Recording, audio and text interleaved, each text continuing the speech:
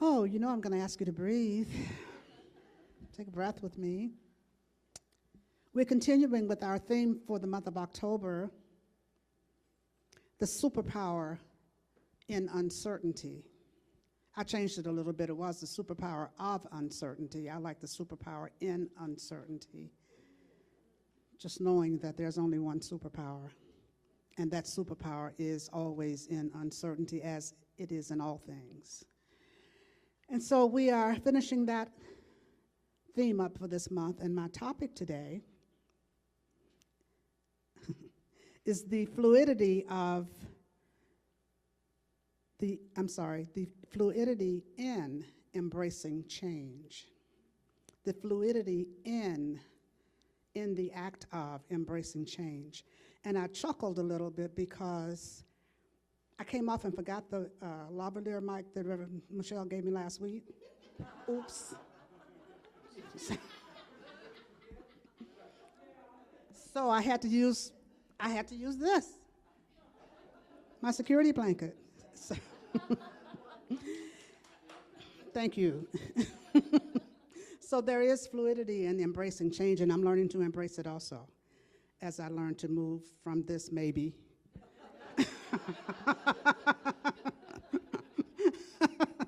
to have my hands free. Meanwhile, we're using this today. And because there's so much change happening here, I've been talking about this for months now, it seems, because I have been talking about it for months here, about the changes that are taking place, the transitions that are happening here. And not only is this change and transition happening in our community here, it's happening in our lives, in our personal lives, and in the world around us. So anything that we talk about today applies not only to our community here, it applies worldwide, it applies nationwide, it applies outside these doors, and importantly, it applies for us here today. Because when a lot of change happens, a lot of fear comes up. A lot of fear comes up, and the way that we respond to fear often, as I mentioned to you once before, is freak out. That's one of the natural responses to fear, to change, is freak out.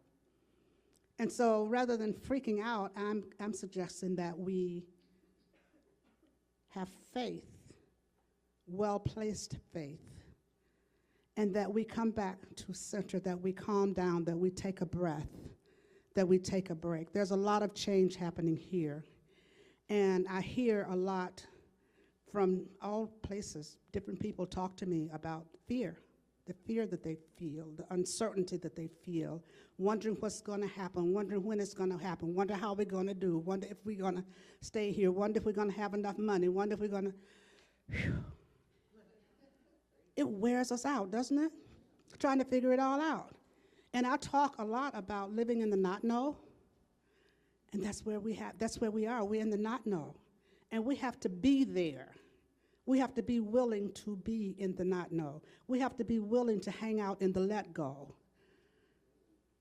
We have to be willing to do those things.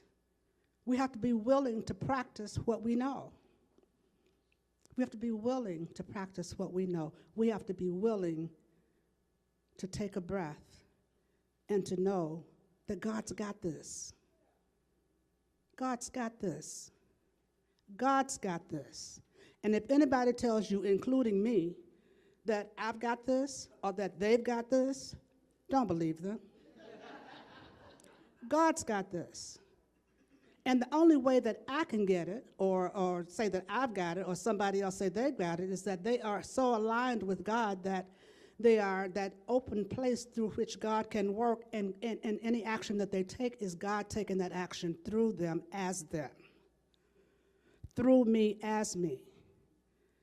And so it is very important for us to recognize that God's got this, and we got to have faith that God's got this. This is how we make it through this time. This is how we continue to put one foot in front of the other. This is how we continue to move forward as a community that is growing and expanding and thriving. That's what we are. Not by what we do, but by what we be.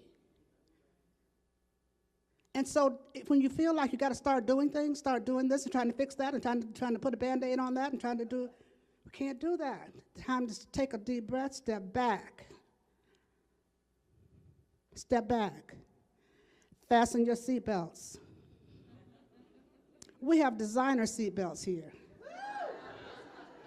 It's called visioning, prayer, meditation, affirmations, visualization, tithing, and service. Those are our seatbelts. That collective is our seatbelt. And that's what we have to keep in mind. And that's where we go first before we start doing anything. Recognizing that God is in the midst of everything.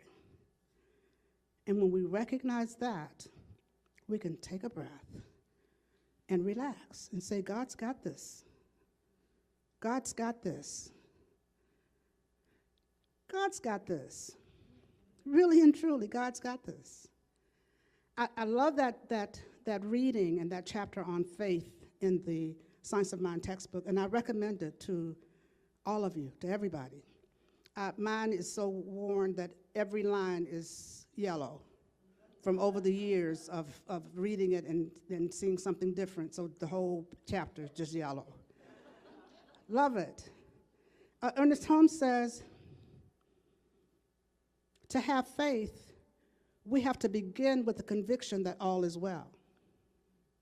We begin with the conviction that all is well. Begin with the conviction that all is well. To keep faith, we have to be sure that we don't allow anything to enter our thought processes that will weaken that conviction. To keep faith, we don't let anything enter our thought processes that will weaken our conviction that all is well. When we can start off with the conviction that all is well and hold to that, we are miles ahead. I want you to turn to the person next to you, just one person next to you.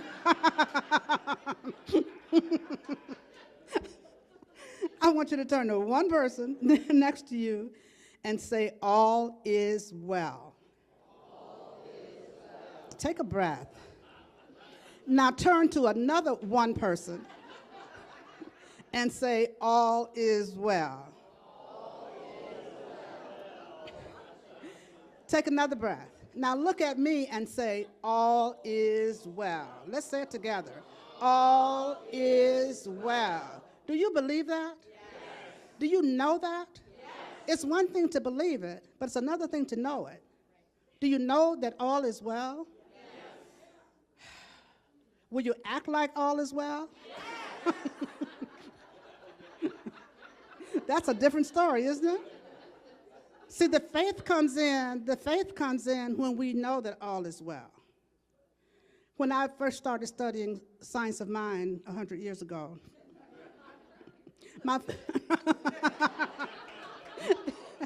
I do, don't I? Thank you.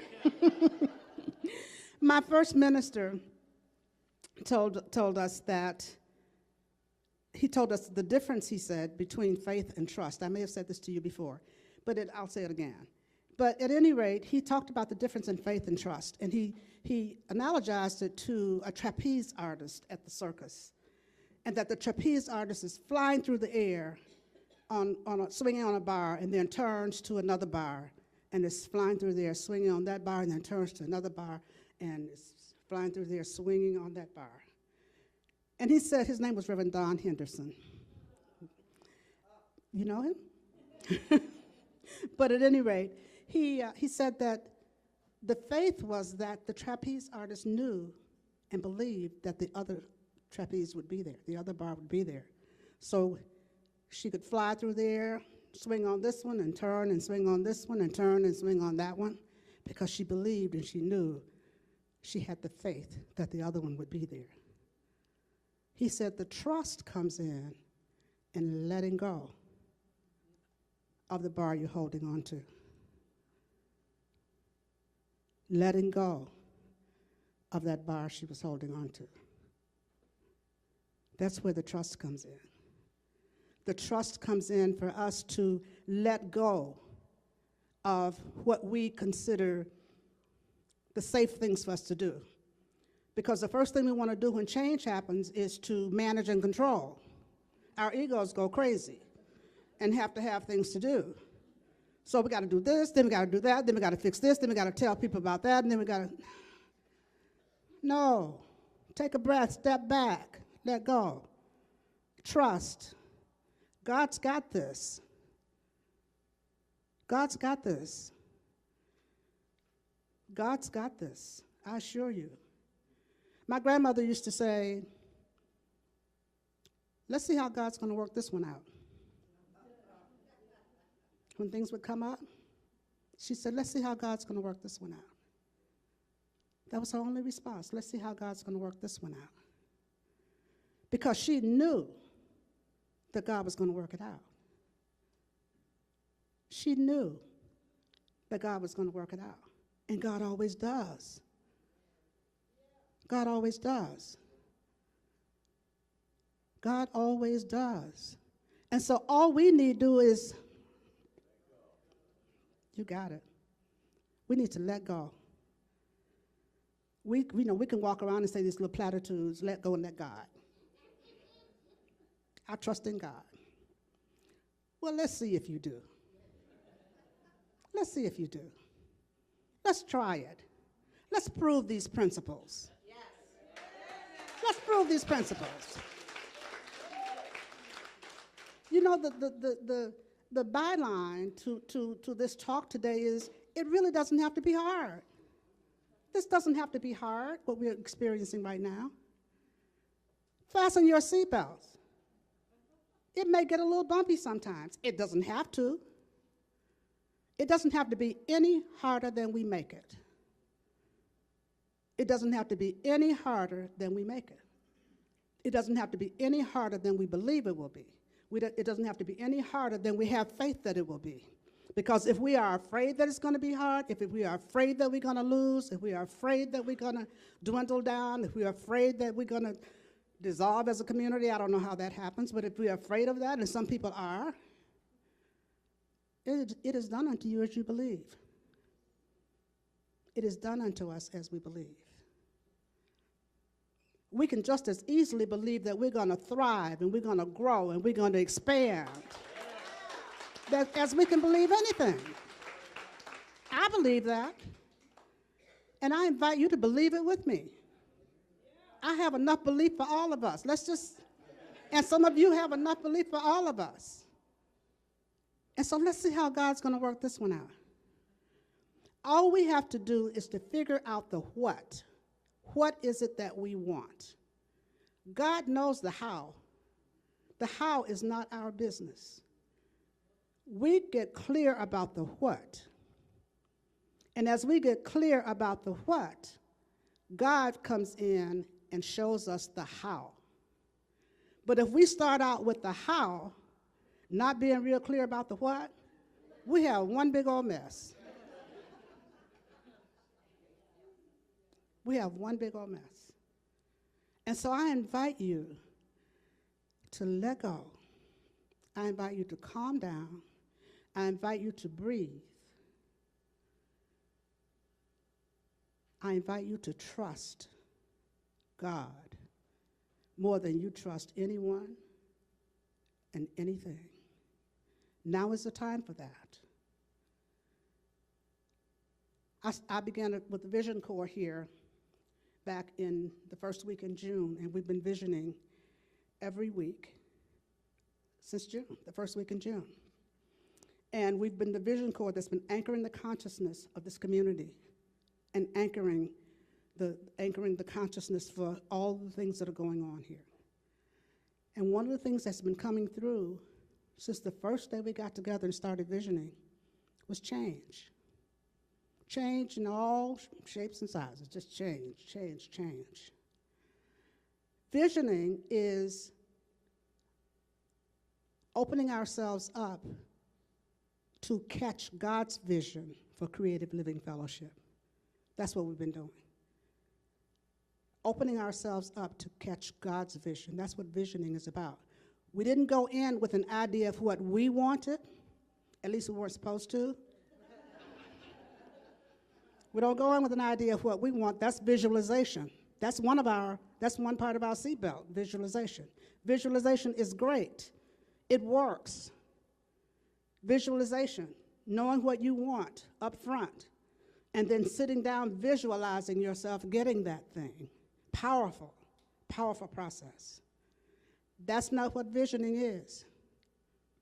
That's not what visioning is. Visioning is going into it with an open mind, an empty mind, and being an empty vessel through which God can reveal God's vision for whatever it is you're visioning for. And so that's what we've been doing here for months now. Opening up to allow God to reveal its vision for Creative Living Fellowship to and through us. And just because we get God's vision doesn't mean we have to jump up and start doing things. Because God also reveals what it is that's trying to emerge through us. What it is that's trying to emerge, what it is that's seeking to be here rather than to do. And we will know what it is that we have to do. This is true for all of us. In our individual lives, in our community, for the world, whatever it is you're visioning for. That old religious science statement, treat and move your feet, doesn't mean that you sit down and pray and then jump up and go and do what your ego was telling you to do all along. That's not treat and move your feet. That's just doing what you want to do after you pray. Big difference. Big difference. Yes, we do have to treat and move our feet. No, we can't just sit beside a babbling brook and in meditation with our eyes closed and say, I'm waiting for God to do whatever. Yes, we do have to wait upon the Lord, as the scripture tells us. And we also make sure we are waiting upon the Lord and moving when we are guided to move. As a result of that waiting, as a result of that visioning, as a result of whatever it is that's coming through for us. We don't have to rush. We don't have to get anxious. We don't have to get nervous.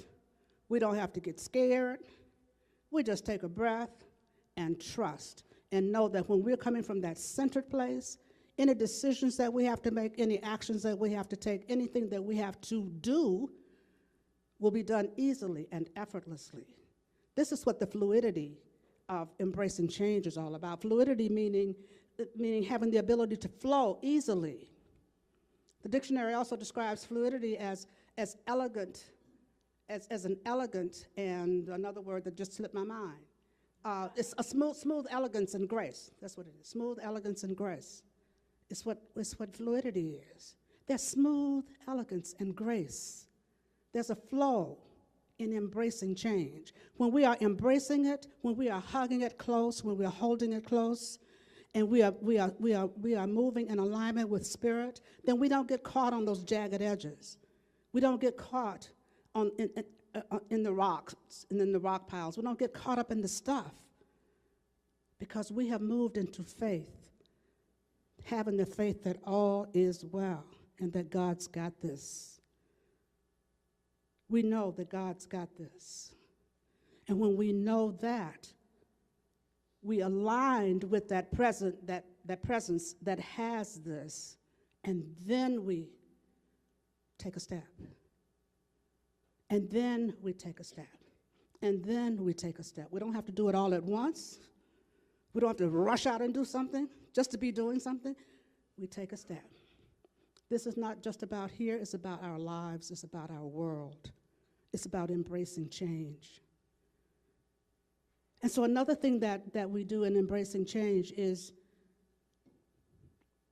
refraining from clutching, which is a little bit more of what I was just talking about. Refraining from clutching onto, finding something safe, finding something that's already known, afraid to step out, clutching. If there's any place in your life that you find yourself clutching, if there's holding your breath is a way of clutching. Afraid to breathe because I hear people say, I'm afraid I might cry. Well, Really? Cry. Release. Let go. Take a breath. Don't hold on so tight. Open up. Allow God in. Because when we are not clutching, we are being willing. And when we are willing, that's where God can work. God works through our willingness to be in a place that's changing, our willingness to be a part of the change, our willingness to be a part of the vision. Our willingness is what God works through. And so we have to stay in that place where we are open and willing and available to be that place and space through which God works, through our faith and through our trust. And so letting go of the clutching, letting go of the trying to hold on to the way it used to be. This is not the way we used to do it. This is not the way I want to do it. This is not what we've always done. No, this is what we're going to do now. This is the way we're going to move forward. This is the way we're going to move forward. Recognizing that where we are right now is in that interim period. That in-between time. And sometimes that in-between times we want to discount because we're not where we were and we're not where we're going. So we want to ignore this part right in here, the middle part where we are now. Can't do that. It's like if you were driving from here to New York. You're here in Phoenix. New York is 3,000 miles away. And you're going to drive. The time that you're driving between New York and Phoenix is the in-between time. That's the in the meantime. You didn't stop living because you during that 3,000 miles. Something has to happen. Something is happening during that time that you're getting there. That's what's happening for us now. This is in the meantime. How are we going to live in the meantime? Just fine. What are we going to do in the meantime? What are we going to be in the meantime? How are we going to grow? How are we going to expand? How willing are we going to be in the meantime? We don't know how long the meantime is. It's however long it is. And we have to put one foot in front of the other every moment of every day. Whether it's a physical foot or an energetic foot or a virtual foot or whatever the case may be. So this is the in the meantime, and when we're going through the in the meantime, we don't want to clutch, we don't want to hold on. We want to just be in a place of letting go, be in a place of allowing. Let's take a breath. The third and last thing in learning to embrace change, learning about the fluidity in embracing change, is learning to embrace each other, learning to embrace this community, learning to love and support and connect. We are a community of care, connection, and creation. Prove it. Connect. Connect. Connect. We want to connect. We don't want to get into tribalism. We don't want to get into little cliques, little groups, little whatever. We don't want infighting. Let's talk about what we do want. We want togetherness. We want support. We are not all the same. Heaven forbid. We're not all the same. We're one in God. There's only one of us here. But look at how God has shown up as each one of us. Look at the myriad of ways that God has shown up. Always God is showing up. And God shows up in change. The only one constant in life is change. Within that change that's always happening in every aspect of our lives, every time, all the time, is God. The one constant within that change is God, the changeless. And so that's where we want to hitch, that's the wagon we want to hitch our star to. That God wagon. That's why we want to hitch our star to the God wagon. And when we do that, then we know that we are all one. There's only one of us here.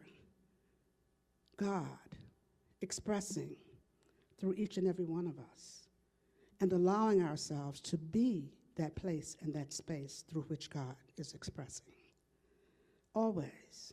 Being on the same page. We're all on the same team. Team God. Right. And then we're on Team CLF. We're all on the same team. And so we want, this is not the time to hold back. This is not the time to stop coming to service. This is not the time to stop tithing. This is not the time to stop participating in any way, stop providing service. This is not the time for any of that. This is a time to come together, to come to service, to support this community. This is a time of expansion and growth. Be a part of that. Be a part of that. Be willing to be a part of the expansion, the growth. I think it's so exciting. Don't you? Yeah. So let's grow together. Let's grow together. Let's expand together. Let's, as I said before, let's prove these principles together. Let's prove that we believe what we say we believe. Let's prove that we know what we say we know. Let's be that exemplary community that's really doing it. Yeah, that's the thing for us to do. That's the thing for us to do. And so we're having a congregational meeting after service, and everybody's invited to attend. Members are the only ones who can vote, but we'd love all of you to come and participate in this congregational meeting today. And there will be other meetings coming up as we go through time to keep the congregation apprised of what's going on with the board, what's happening, what decisions are being made, and all that, what actions are being taken. So I invite you to come out and participate in this congregational meeting today. Also, there's a, in your seat pockets, I put there's a treatment for supply that comes from the Science of Mind textbook, page 263. You don't have to read it now. But take it to the congregational meeting with you. And if you're not going to the meeting, I invite you to please read this every day. Make this a part of your spiritual practice, because as a community, we're going to be using this treatment for supply every day. We're going to be using this treatment for supply because it applies not only for us as a community, it applies for us individually in so many ways. It's a powerful, powerful treatment by Ernest Holmes. And as I said, I think it starts on page 262, but this part of it starts on page 263 of the textbook, and it goes over to 264. And let's read it every day. Let's make this a part of our practice. Let's make this a part of our community, because you know what it's all about is consciousness. And we're developing consciousness here. That's what we're growing here, consciousness. We're deepening consciousness. And from that place of a deepened consciousness, we can do anything we want. We can go anywhere we want to go. And we know God's got this. Let's take a breath. Are you with me? Yes. All right. Let's take another breath. Let's just turn within for prayer in this moment. We just know and sense and feel God's presence all around us, just knowing that God's got this. And when we know this truth, we can open our hearts, open our minds, open our arms, and take a breath and say, God's got this. God, the only power, God, the only presence, God, the only mind, God, the only life, God, the only breath, God, the only. This only that is God is my very life. This only that is God is the life of each of us here this day. It's the source of all of us. And so we align ourselves with this source. We align ourselves with this presence so closely that it's closer to us than hands and feet.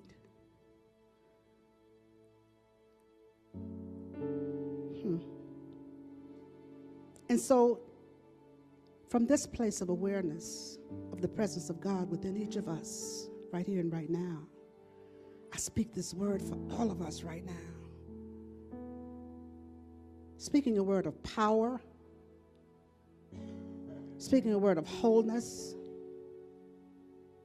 speaking a word of courage, speaking a word of faith and trust. We each have it. We all have it. And we allow it to just have full sway with us in this moment. All the power, all the courage, all the faith, all the trust we need is available to us right here and right now. And we try to emphasize and say yes to it. As we do so, it dissolves fear and doubt and anxiety and the need to control and manage and all that. The faith and the trust and the courage and the power become supreme qualities that we experience and express in our lives. And so I'm accepting total healing for all of us. I'm accepting total healing in this community for CLF. Knowing that healing and wholeness is revealing itself as this community. As we walk forward, knowing that God has gone before, making straight our way, guiding us and directing us every step of the way. And we follow in those footsteps that God creates going before us, allowing ourselves to be guided always. How good it is to know this truth, that we are not alone. How good it is to stand in the truth that we know. Trusting God. And so as I open this circle of prayer, I pause momentarily so that you may speak the names of anyone you'd like held in prayer. You may speak them silently or loud, and you may speak them now.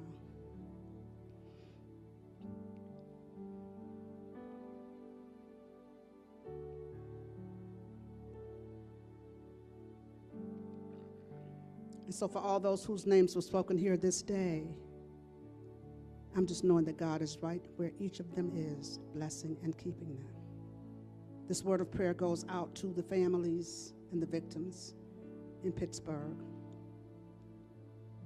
as well as to families and victims all over the world, knowing that in the midst of every circumstance and situation, God is.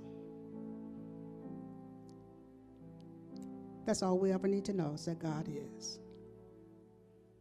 And all we ever need to say is, thank you, God.